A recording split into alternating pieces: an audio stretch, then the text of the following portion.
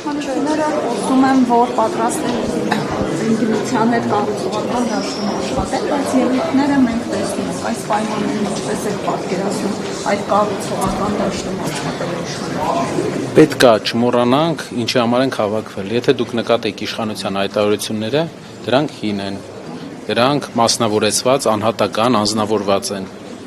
Մեր հայտարարությունները, մեր ուժի ներկայացուցիչների հայտարարությունները խնդրում եմ մեր հայրենակիցները թող որակական տարբերությունը նայեն։ Մարդիկ խոսում են խնդիրներից, խոսում են օրինակ հայփոստի բարձրացած սակագնից, խոսում են հայփոստի էֆեկտիվության կտրուկ աճից, կառավարման համակարգից։ Ինչ ենք մենք տեսնում, ինչն է մեր խնդիրը պարոն Կոնջորյանի տեխնատության հետ, որ կա շահերի բախում։ Ազգային ժողովը նշանակում է կառավարություն, որտեղ աշխատում է նախարարը բարձր տեխնոլոգիաների, որի տակ կա հայփոստը։ Վերահսկողության մեխանիզմը ազգային ժողովը պետք է վերահսկեր, որ մի կետով 80% չբարձրացնեին սակագինը։ Կան ընկերություններ, որ 10 տարի չեն բարձրացել սակագինը, անգամ թանկացումների այս ժամանակաշրջանում։ Դուք գիտեք, որ ընկերության մասին է խոսքը։ Եթե իշխանության եւ եթե ընդհանրապես օրենսդիր իշխանության ազգային ժողովում որևէ աֆիլիացիա չլիներ այդ ընկերության տնօրենի հետ, այսինքն եթե տնօրենը այդ ընկերության եւ ազգային ժողովի իշխող կուսակցության խմբակցության ղեկավարը իրար հետ կապ չունենային, հարց պետք է առաջանար այդ անձնավորությանը, իհարկե չեմ ուզում որպես ֆիգուր եմ ասում, թե ինչու է սակագինը բարձրացել, ինչու այդ ժամանակվա ընթացքում որևէ շահույթ չի ստացվել, բաշխվել է 0 դրամ, միակ շահույթը, որ բաշխել են իրանք, Էրնեկյանի աշխատած փողն ա եղել, Էրնեկյանի էկոնոմիան ա եղել, Էրնեկյանի կարող է բարձր աշխատավարձ տալ, չէր տվել այդ մարդը։ Ու էկոնոմիա արել, խնայելա։ Շահույթներ չի տվել պետությանը, իրենք եկան եւ սկսեցին։ Պետության հետ համաձայնեցրած խոսքը իրենք ասեցին, որ պետության հետ համաձայնեցրել են, որ վերջ բաշխեն։ Մենք ասել ենք, որպես սեփականատեր կարող եք բաշխել, ոչ թե չի տվել, այլ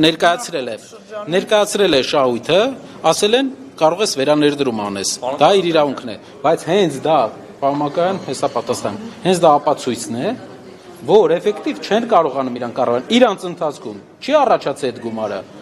Այն դեպքում, երբ որ այդքան բարձրացրել են սակագինը, իսկ այն մարդկանց, ում ես անձամբ ազնիվ խոսք չեմ ճանաչում, անձնական շփում չունեմ, բայց էֆեկտիվությունը մենք տեսնում եմ ուզում տալ, խոսվում է կառուցողական աշխատանքի մասին, իրար չվիրավորելու,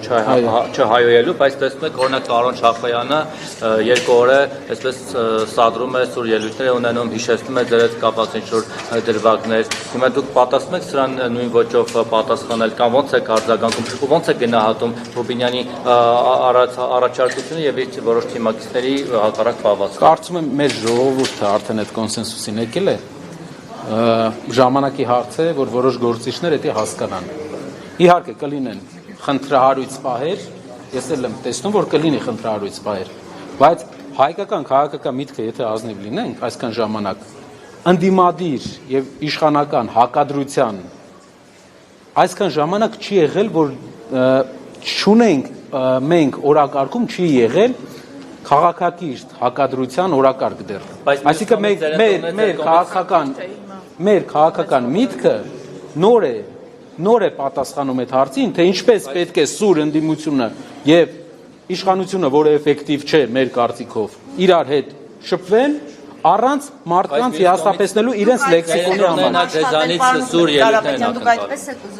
Մեր ժողովուրդը բոլոր մեր այցելությունների ժամանակ ազգային ժողովից երբ հարցրել ենք, ասել են այդ խոսույթ չի, մեր երեխաներն են նայում, դա մեր երկրի վարքագծային օրինակ չի։ Մենք ուզում ենք մի բանի մասին ենք խոսալու, մնացողը բոլորը անցողիկ է, մարդկանց կյանքը փոխելու կետ առ կետ։